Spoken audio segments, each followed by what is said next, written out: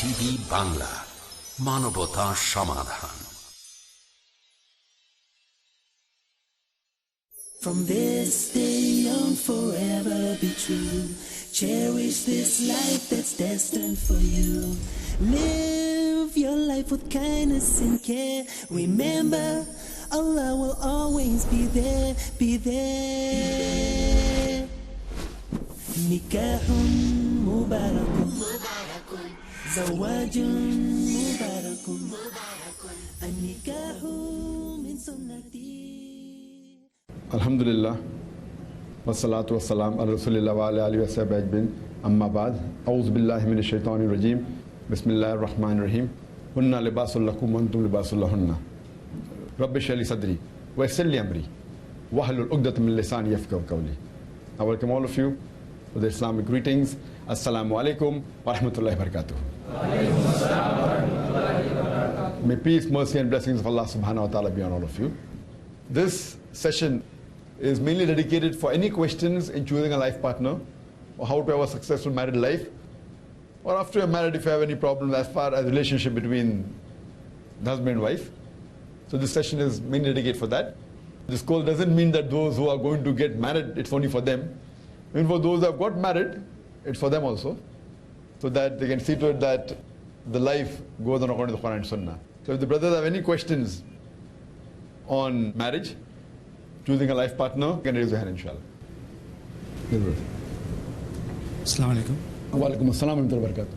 At the time of nikah only, there's an agreement between the husband and the wife that the meher will be given, but rest, the further economical rights or some of the rights may not be given of the woman. So is this type of marriage halal, or is it allowed?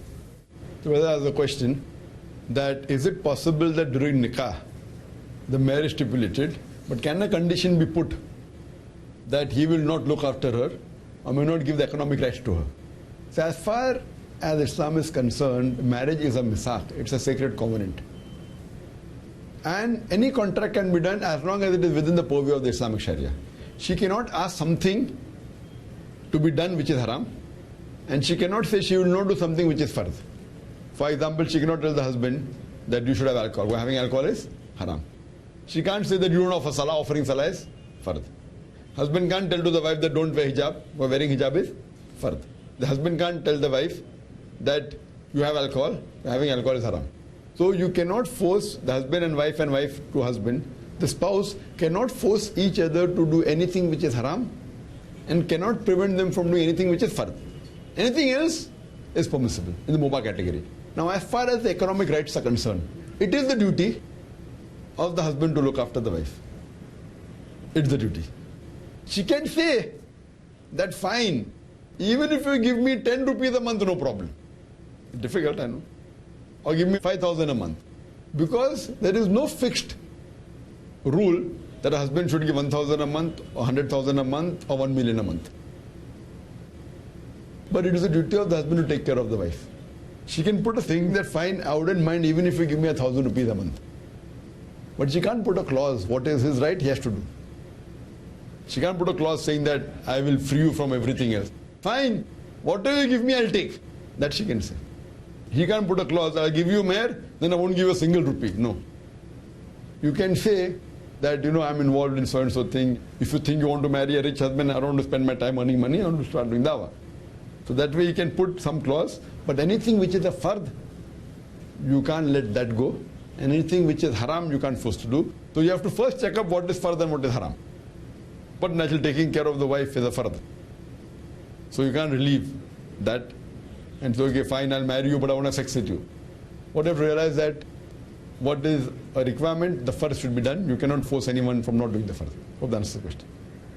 But the mere amount can become big or small. That depends upon the husband and wife. Would be husband and wife.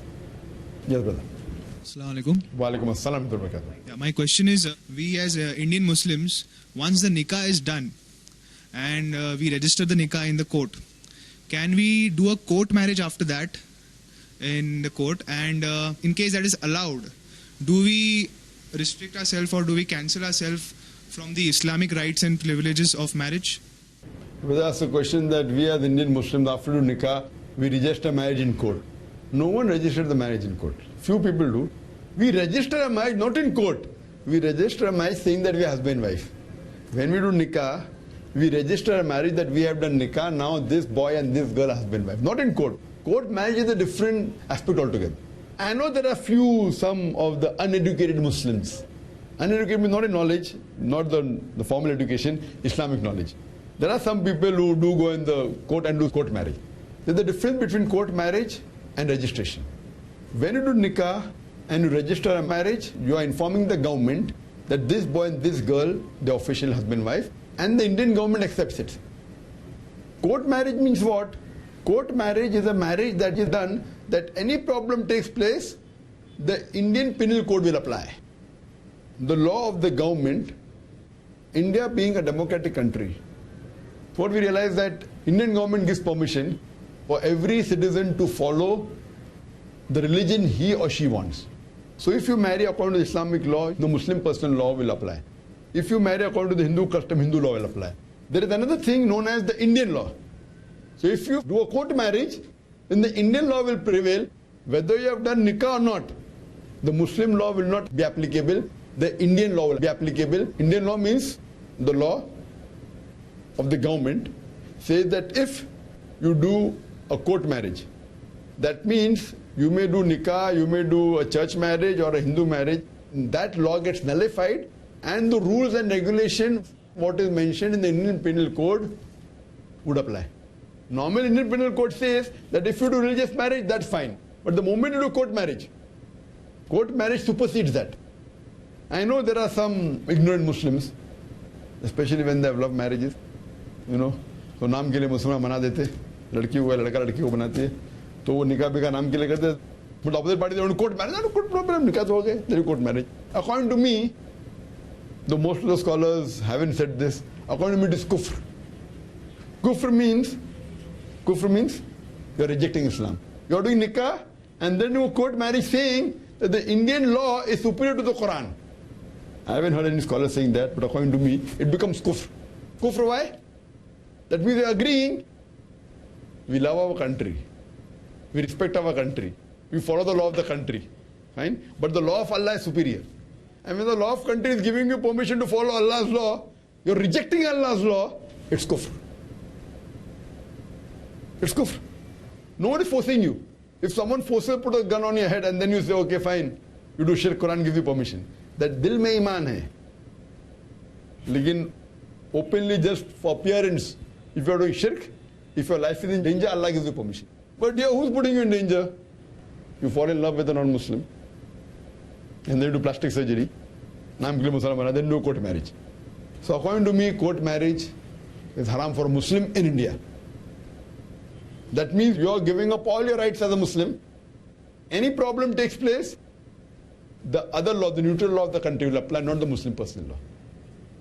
If you are in America where there is no Muslim personal law, that's a different situation. There also you register, that's a different thing. There you follow Islam, problem comes, they will follow the law of the country. There you have no option of Muslim personal law there, in America. So India is far superior. In America they say democratic. India is far superior, mashallah. It's namesake. It doesn't hurt them, it is freedom of speech. It hurts them, it's not allowed. So one thing is the practical freedom of speech and democracy, and one is theoretical. So most of the Western countries, it's theoretical, it's not practical. India, mashallah, is one of the good countries where you have practical, mashallah, you can follow your law, you can preach a religion, you can practice a religion, you can propagate a religion. But here, the country gives you a choice. Now you out of the way go and say, I want to reject Islamic law and follow the country's law. The country is giving you permission to follow Islamic law, so it becomes kufr according to me. Yes, you do nikah, you can register it, saying that I am informing the government that this boy and girl, the husband and wife, it's perfectly fair. Hope that answers the question.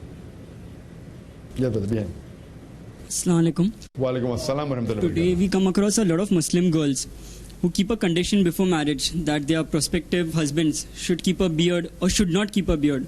So what is the Islamic actually ruling on keeping a beard? It's like if it has to be kept, what is the ruling of keeping it? And a person, can we consider a person without a beard as having less iman? Well, that's a question that there are some Muslim, maybe met someone who doesn't married paper possible. So put condition that you should have a beard. So is keeping a beard or not keeping a beard haram or halal? What are the rulings? And can she put a condition? Fine. And if the person who does not keep a beard, does he have less iman? نكاح مبارك زواج مبارك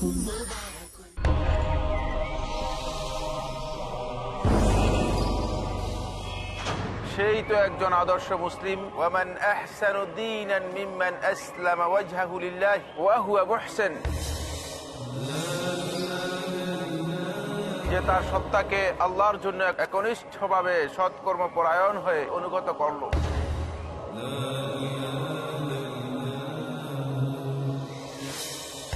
তাই আমাকে আপনাকে হতে হবে আল্লাহর জন্য অনুগত, হতে হবে একজন প্র্যাকটিসিং মুসলিম।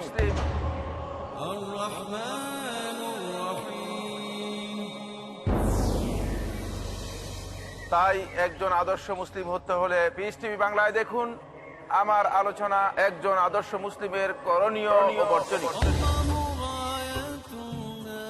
কি কি রয়েছে সেই বৈশিষ্ট্য মালা যার কারণে বান্দা হতে পারে মহান আল্লাহর প্রিয়? জানুন এই অনুষ্ঠান যোগে আদর্শ মুসলিম, করণীয় ও বর্জনীয়। আজ রাত 9:30 বা পুনঃ সম্প্রচার সকাল 8টায় বাংলাদেশে পিস টিভি বাংলায়।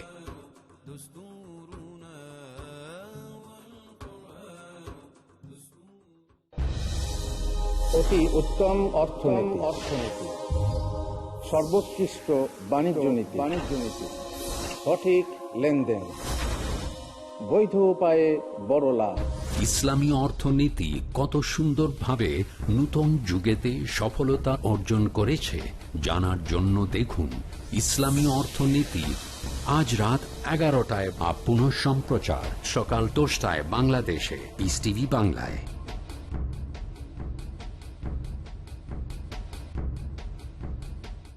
যা মানুষকে আখিরাতমুখী করে। আল্লাহ তাআলা চান মানুষ যেন আখিরাতে প্রতিযোগিতা লিপ্ত হয়ে যায়। যা পার্থিব লোভকে হ্রাস করে। বেশি বেশি পাওয়ার নেশা, বেশি বেশি পাওয়ার আগ্রহ তোমাদেরকে অতি ব্যস্ত করে ফেলবে। যা দ্বীন ও দুনিয়াবী পরীক্ষায় সফলতা দান করে। আল্লাহ তাআলা আমাদেরকে সম্পদ দিয়ে পরীক্ষা করেন, সম্পদ নিয়ে পরীক্ষা করেন। যা আত্মসমীক্ষায় অনুপ্রাণিত করে। আমি পুরো সময়, পুরো এনার্জি, পুরো চিন্তা, পুরো সংগ্রাম সাধনা যা কিছু করলাম কোনটা অর্জন করার জন্য? জানুন কেমন করে অর্জন করা যায় আল্লাহর অনুগ্রহ, অন্তরে আল্লাহ ভীতি সৃষ্টিকারী হাদিস সমূহ। পরবর্তী অনুষ্ঠান পিস টিভি বাংলায়। نكاح مبارك زواج مبارك. Yeah, brother, behind. Assalamu alaikum. Walaikum assalam wa rahmatullahi wa Today we come across a lot of Muslim girls who keep a condition before marriage that their prospective husbands should keep a beard or should not keep a beard. So what is the Islamic actually ruling on keeping a beard? It's like if it has to be kept, what is the ruling of keeping it? And a person, can we consider a person without a beard as having less iman? Well, that's a question that there are some Muslimah, maybe met someone who doesn't marry papeticos, possible. So put condition that you should have a beard. So is keeping a beard or not keeping a beard haram or halal? What are the rulings? And can she put a condition? Fine. And if the person who does not keep a beard, does he have less iman? As far as keeping a beard is concerned, the scholars are divided. Either it is fard or some scholars say mustahab. Mustahab is encouraged. I'm not talking about those scholars who don't consider as scholars. Some scholars say it's not required only. So these don't come in the category of scholars for me. What fatwa you want, go on the internet, you'll get. You get fatwa not to keep a beard, is fard also, it's not allowed. Very interest is allowed. All fatwas you'll get. I'm not talking about that. I'm talking about the good scholars, the respected scholars, those scholars who speak on Quran Hadith. So those who are strict to say that keeping a beard is a fard. Some more lenient among the good scholars may say it is mustahab. Mustahab means encouraged, a sunnah. Whatever it is, if you say not keeping a beard, does it mean less iman? Even if it's fard and you don't keep it, is less iman? Even if it's mustahab and you don't keep it, is less iman? So your question regarding not keeping a beard, does it mean less iman? Yes. But certain less iman is accepted, certain less iman is not accepted. But the iman of the Sahaba also kept on going up and down. That doesn't mean that if a less iman is a Beiman. The Beiman is a different word, you know. When you use the word in Hindi, or a person that is a kafir, it's not like that. You can always go to a higher level. Now coming to your question, what is the length of the beard? See, because the hadith of Muhammad Sallallahu Alaihi Wasallam, of Sahih Bukhari, in the book of dress, volume number 7, hadith number 781, where the beloved Prophet Sallallahu Alaihi Wasallam said that do the opposite of what the pagans did. Hadith 780 and 781, that trim your mustaches and let your beard grow. The same hadith for the Ibn Umar, may Allah please with him, he is the Sahaba who narrated the hadith. It says that the Prophet said, do the opposite of what the pagans did. Let your beard grow, trim your mustaches, and then after performing Hajj, he took a fist, and below the fist, he trimmed it. So based on this hadith, there are some scholars who go on their side, oh, keep the beard means let it be as long, don't cut only. But there are no less than 11 Sahih hadith which say that the Sahabas trimmed the beard. So there are a very limited group of scholars who say that let the beard grow means don't cut only. How to grow the beard? The way the Sahabas did. How the Sahabas did? 11 hadith saying that they trimmed. How did they trim? After one fist. So if you want to know the ideal size, is one fist. Ideal size. After one fist, little bit of the ज़्यादा हो गया तो trim करो. One fist say 1 centimeter, 1 inch, no problem. But every week you trim, every fortnight, every month what you want, but trim it. So the right size, if your ideal size, is one fist. But first thing, at least keep a beard. That doesn't mean a person who doesn't keep a beard of one fist is a kafir. No, it's not like that. If you see, the more you follow Quran and Hadith, the more iman rises. So first keep a beard at least. Namaz padne padega, 5 times padne padega, sunnat bhi na, nafil na. But namaz to padho. Farz hai bhai. But 5 times padho. Theek only first padho bhai. Then do sunnat, then you can do, then you get tahajjud. You know, so everything can be. So first keeping a beard, alhamdulillah. If you ask me a person who keeps a beard but doesn't keep one fist, fine, good, mashallah. Maybe he's not keeping one fist, he may not be aware of it. Tomorrow if you're aware of it, you'll start keeping. It is ignorance. But yet if a person knows and yet doesn't keep one fist, I cannot say that, fine. And I'm not looking handsome, I'm looking handsome. You know, so I always tell a person that if the beard is good, mashallah, good growth, like the brother next to you, mashallah, very good growth. So we keep a beard with a good growth, alhamdulillah. But a person who doesn't have a good growth like me, my growth is very bad. Yeah, it's not good. The first time I kept a beard, the medical college, oh wow, mashallah, noor chehre pe. I know it doesn't look good. So I said, okay, fine. Mashallah, person is encouraging me. But the hadith of the Prophet, you know the thing that if you cannot read the Quran, and if you read with stuttering, you get double sawab. So based on that, using my analogy, if the beard looks good and you keep, alhamdulillah. If the beard doesn't look good and you keep, you get double sawab. Acha lagta hai sawab milega, not that you won't get sawab next to you. But if it doesn't look good and you're keeping, you will get double sawab. मैं अल्लाह के रसूल के लिए कर रहा हूँ. So both ways you get sawab. One more thing, if your beard doesn't grow, then what it goes in there, you know, if the Chinese people, my son was saying, this speaker coming on Peace TV, no beard. But I said, have a beard. And my son is telling, have a beard, but small beard if you see very close up, you know. My son was telling, oh, this person doesn't have a beard. I said, you can't just blame anyone. I mean, that was a good sheikh, mashallah. But you know, there are some sheikhs because of the growth. It may come because of the origin. He may be an Indian yet may not have a good beard, so as long as it is there, so your iman is there. So if you are the right size, it is one fist. You can trim it below the fist. But at least keep a beard, keeping a beard, mashallah, sign, and I've given the talk on it, the label shows the intent to wear it. So if you hear that talk, you get more details about this question. But the main question, can a wife put a condition before marriage? Yes, she can put. Even if we say it is farz, she can put. Even if you call mustab, she can put. Even if we say mubah, you can put. No one says haram to keep a beard. No scholar says that. Maximum they may say rakha chalenga. So even if it's mubah, if you belong to that group of scholars which is absolutely lenient, yet the wife can put a condition saying that you want a beard because that comes in mubah condition. For those. Anyway, if the wife puts a condition, you consider that the wife is virtuous. Right? There are some wives will put that, oh, I don't like the beard. No, because it pokes. It pokes, you get more sawab. If it pokes and you don't like, you get more sawab. Any other questions? Yes, brother. Assalamu alaikum wa rahmatullahi wa barakatuh. Wa alaikum assalam wa rahmatullahi wa barakatuh. Today we see that Alhamdulillah many young non-Muslims, brothers and sisters, revert to Islam.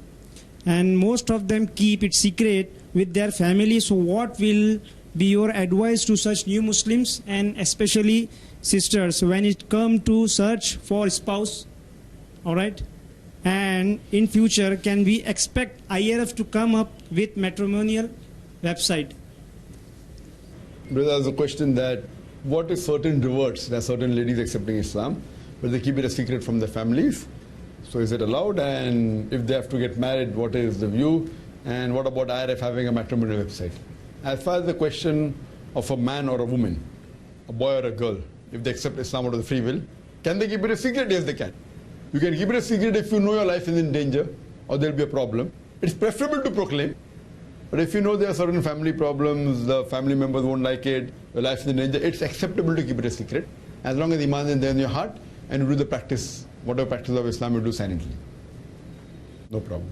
As far as them marrying, if you know that a girl at the age of 20 has accepted Islam and she knows that if I tell my parents there will be a problem, best is they tell the parents.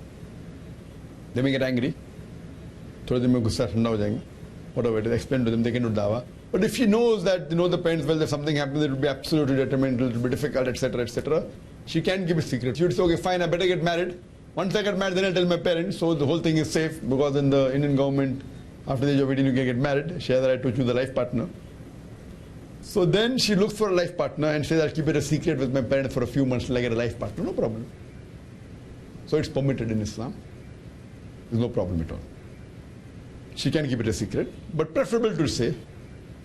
But if she knows that I can delay my saying and find a good husband, that's also permissible. As far as the second part of the question, that why doesn't IRF have a matrimonial website? We have a matrimonial department. I don't know if you're aware of it or not. I'm already engaged. You're engaged? MashaAllah. After the course, you don't change your life partner, no? No. See, once you're already engaged, you have two options. What you learn from it, you tell your fiancé to better follow it. Right? Those who are already married, we don't ask them to divorce. We tell them that they should do the marriage preparatory course among the ladies, so both can be fine.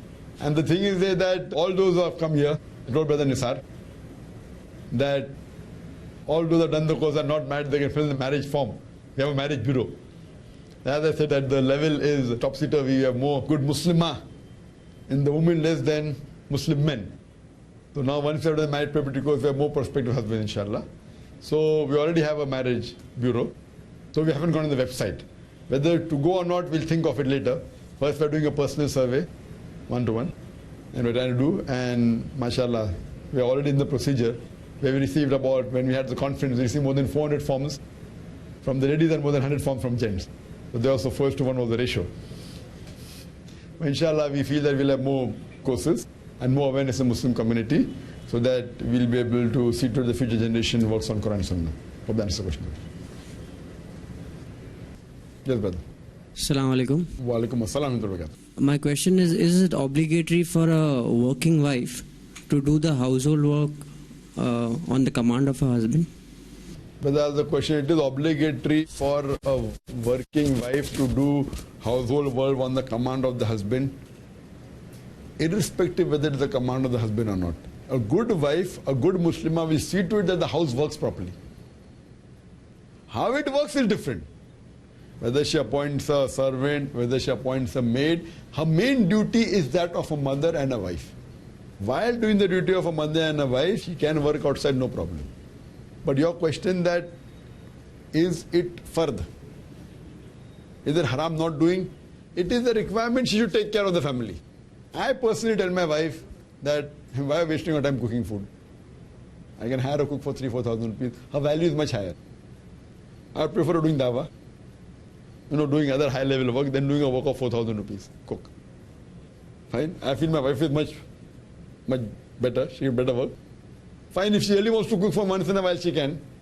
I've got no problem. But that's my requirement. Why are you wasting your time? Do some dawah, get some sawab, no problem. But as long as she takes care. If she takes care, says, fine, I'm going to cook and go and work, fine. or she hires a cook and keeps the cook as long as the requirement of the household is fulfilled. Fulfilling the requirement of the home, of a mother, of a wife is more important than working outside. Because in Islam, she need not work outside. If she wishes to work, she can, but no one can force her to work outside.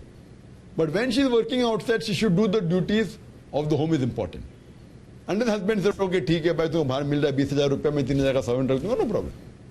Husband says, no, I want your special cooking only. Then she has to fulfill. Or she convinces the husband, fine, I'll train the cook. Fine, once a week during holiday I'll cook for you. Remaining 6 days the cook. It is a give and take relationship. It's not black and white. But she cannot neglect a household work. Because the sawab she gets for being a mother is far superior than the money she earns outside. But same time, if she feels she earn money and look out for the children better, no problem. Everything is subjective. But when she goes out to earn money and the children are getting spoiled, sitting in front of the TV, learning wrong things, then what's the use of the money? So everything is give and take. How will you look after the family? It's not black and white. It will keep on changing depending upon each situation. That's the reason personal counseling is important. So nothing is haram and halal, but a woman has to take care of the family. The status that has been given of a mother, far superior to a father, is because she bears the child for 9 months. A mother who bears the child for 9 months, even if you give a mountain of gold, you cannot substitute what she has done. So that status she cannot forego for a few pennies or a few pounds. Hope that answers the question. Wa akhiru da'wana alhamdulillahi rabbil alamin. Forever be true. Cherish this life that's destined for you. Live your life with kindness and care. Remember, Allah will always be there, be there. Nikahun mubarakun, zawajun mubarakun, an-nikahu min sunnati, ma qala an-nabi huwa sahih. Nikahun mubarakun, nikahun mubarakun, zawajun mubarakun. কোরআনের আলো আল্লাহ সুবহানাহু ওয়া তাআলা ইরশাদ করেছেন কোরআনে কারীমে, তোমাদের জন্য তোমাদের মধ্যে থেকে আল্লাহ রাব্বুল আলামিন জোড়া সৃষ্টি করেছেন। সুন্নাতের বার্তা, তোমরা নারীকে সব সময় ভালো উপদেশ প্রদান করো, এটাই হচ্ছে বিধান। শরিয়তের নির্দেশ, নারীর মর্যাদা, ইসলাম ব্যতীত অন্য কোন ধর্মই নারীকে মর্যাদা দেয়নি। মুজাফফর বিন মুহসিন, আব্দুর রাজ্জাক বিন ইউসুফ, ডক্টর হাফেজ ABM হাসবুল্লাহ, আহমদুল্লাহ বিন মুহাম্মদ দেলবর হোসেন, জাহাঙ্গীর আলম। আল কুরআন যা নারী পুরুষের জন্য অনুসরণীয়, নারীদের জন্য নারীদের কর্মক্ষেত্র চিহ্নিত করা আছে। মানবতার অস্তিত্বের জন্য নারী এবং পুরুষ উভয়ের প্রয়োজন। তোমাদের মাঝে আল্লাহ রাব্বুল আলামিন প্রেমময় এবং দয়া সৃষ্টি করে দিয়েছে। জানুন কেন মুমিন প্রত্যেক কাজে আল্লাহর ইচ্ছাকে মান দিয়ে চলেন। আলেমদের সংসর্গে প্রতি বুধবার রাত 9:30 বা পুনঃ সম্প্রচার সকাল 8টায় বাংলাদেশে পিস টিভি বাংলায়।